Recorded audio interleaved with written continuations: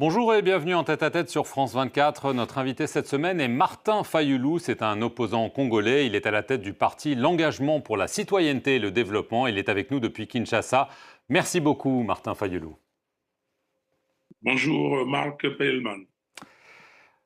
Alors, à peine l'encre de l'accord historique signé à Washington devant le président Trump par Paul Kagame et Félix Tshisekedi était-elle sèche que les combats ont repris de plus belle, notamment dans la région du Sud Kivu, frontalière avec le Rwanda et le Burundi. Les rebelles de l'AFC M23, soutenus par le Rwanda, ont repris notamment la ville stratégique d'Uvira. Alors, Kigali et Kinshasa s'accusent mutuellement d'avoir violé l'accord. D'après vous, est-ce un accident que l'action militaire a repris dès l'accord de paix signé? Non, ce n'est pas un accident, c'était prévisible. L'accord était un piège que M. Kagame a tendu à M. Félix Tshisekedi. Donc c'était prévisible. M. Kagame, voyant les sanctions européennes, les sanctions américaines depuis début janvier et la résolution 2773, donc il a voulu essayer de se sortir de toutes ces sanctions et de cette résolution des Nations Unies. Donc, il a poussé Tshisekedi à un accord qu'il ne pensait pas et qu'il n'avait pas, comment dire, dans sa tête. Et aujourd'hui, on le voit qu'il préparait la guerre depuis. Il a un objectif bien précis, parce que cette guerre-là, vous le savez, c'est une guerre économique et une guerre des terres. Vous dites que Paul Kagame avait manigancé cela, mais il y a un autre acteur qui a quand même joué un rôle, c'est Donald Trump. On sait à quel point l'administration américaine a mis la pression et sur le Rwanda et sur la RDC. Est-ce que vous diriez à ce moment-là que Donald Trump a été naïf ou est-ce que, d'une certaine façon, il a été complice? Non, je ne dirais pas qu'il est complice, il a été complice. Je dirais simplement que Donald Trump voulait signer son accord de partenariat stratégique RDC-USA et ça, il l'a eu et il voulait certainement faire avancer les choses, mais il n'est pas dans le cœur de M. Kagame parce que la crise que nous qualifions de crise sous-régionale, parce que cette crise est une crise internationale. Cette crise comprend plusieurs pays. Il y a le Congo, notre pays, il y a le Rwanda, il y a l'Ouganda, il y a le Burundi. On pourra dire même qu'il y a la Tanzanie.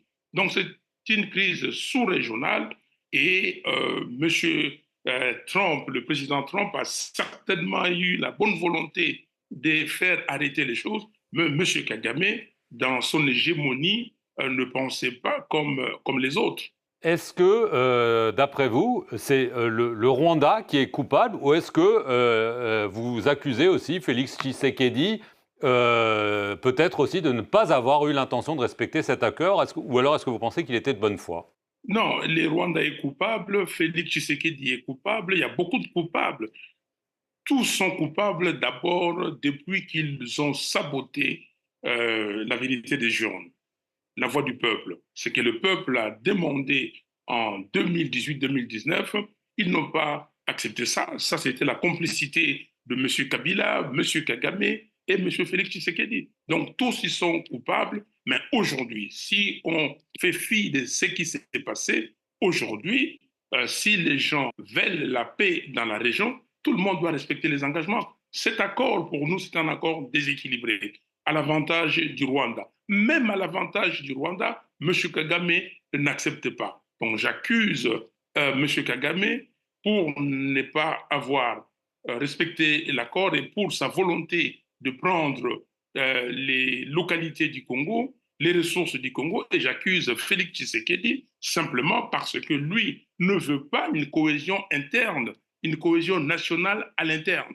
Nous avons dit à M. Félix Tshisekedi, ce qu'il nous faut, c'est le dialogue national inclusif pour que tous les enfants du Congo parlent le même langage et voir comment affronter cette crise ensemble.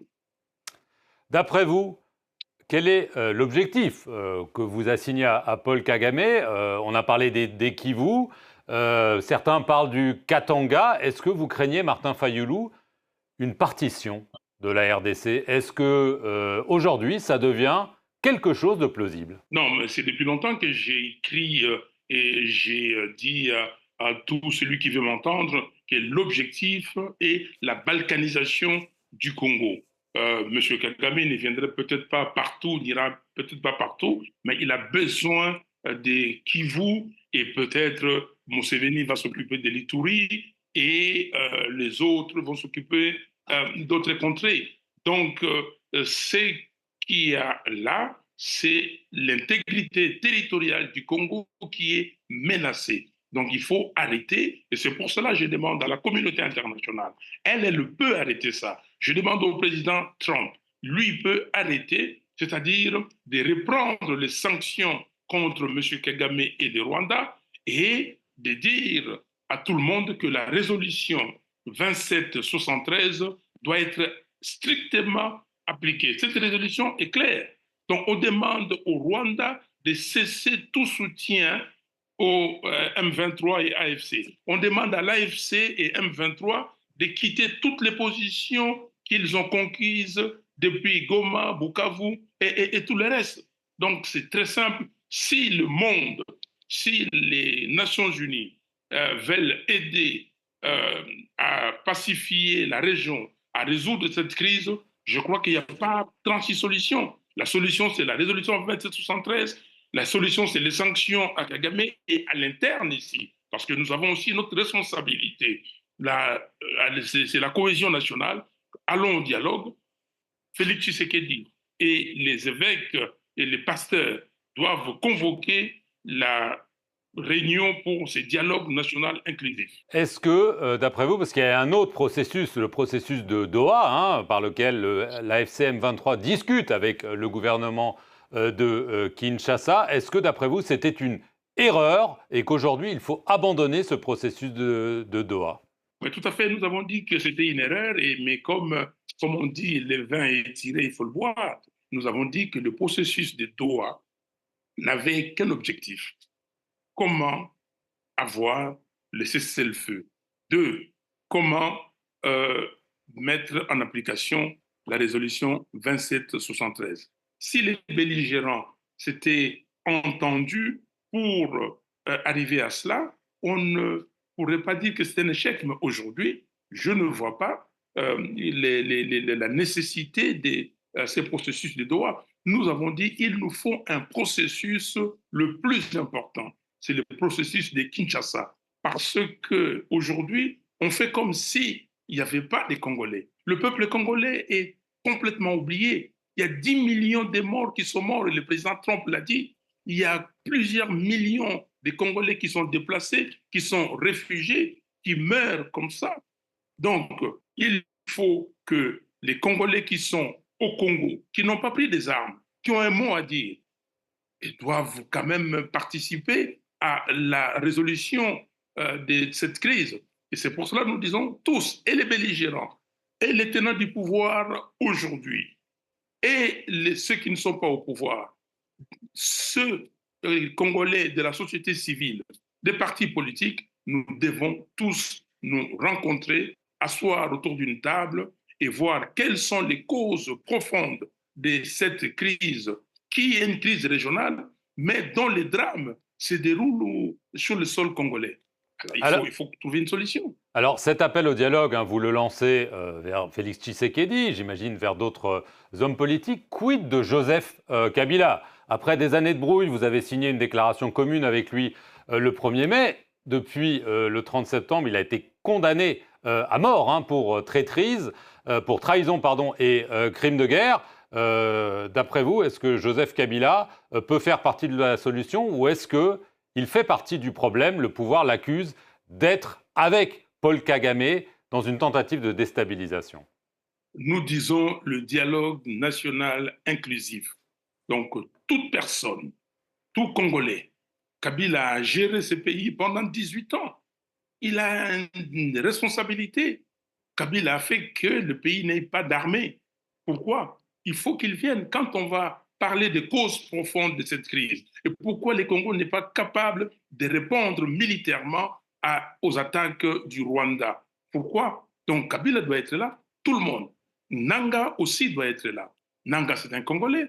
Donc il doit nous dire pourquoi il a pris des armes. Il a certainement des raisons. On lui dit d'arrêter. Ici, il s'agit de trouver une solution pérenne pour que les Congos puissent, ou les Congolais puissent retrouver la paix. Et c'est comme ça que j'ai lancé cette idée des camps de la patrie. Les camps de la patrie se dérivent de l'article 63 de notre Constitution, qui est très clair. Tout Congolais a les droits et les devoirs sacrés de défendre le pays et son intégrité en cas de menace ou d'agression extérieure. On ne peut pas isoler, on ne peut pas écarter un Congolais, il faut qu'il vienne. Les condamnations ou la condamnation, ça, je crois qu'au cours du dialogue ou avant les dialogues, on pourra trouver une solution. Moi, j'ai participé à la conférence nationale souveraine sous Mobutu. Il y avait des gens qui ne pouvaient pas venir au Congo, mais on a trouvé des solutions. Ils sont venus et ils ont participé à la conférence nationale souveraine. En conclusion, très rapidement, Martin Fayoul, est-ce que vous craignez que votre pays s'effondre? Mais il y a des raisons de craindre l'effondrement, la balkanisation et la dislocation du Congo. Je crois que si Kagame est un proxy, on lui a donné cette mission. Oui, ça c'est une crainte naturelle que j'ai en tant que Congolais, mais dans les têtes des Congolais, dans l'esprit des Congolais, non. Le Congo doit demeurer un, uni, indivisible, et c'est pour cela que nous demandons cette cohésion nationale. Il y a la cohésion. Ici, entre les Congolais, il y a un sentiment de vivre ensemble, des Goma à Mwanda, des Kasumbalesa à Kinshasa et de partout. Les gens veulent être ensemble en tant que Congolais dans nos frontières, héritées de nos ancêtres, de la colonisation et de l'indépendance de notre pays. Martin Fayoulou, merci beaucoup d'avoir répondu aux questions de France 24 depuis Kinshasa et merci à vous d'avoir regardé cette émission sur nos antennes.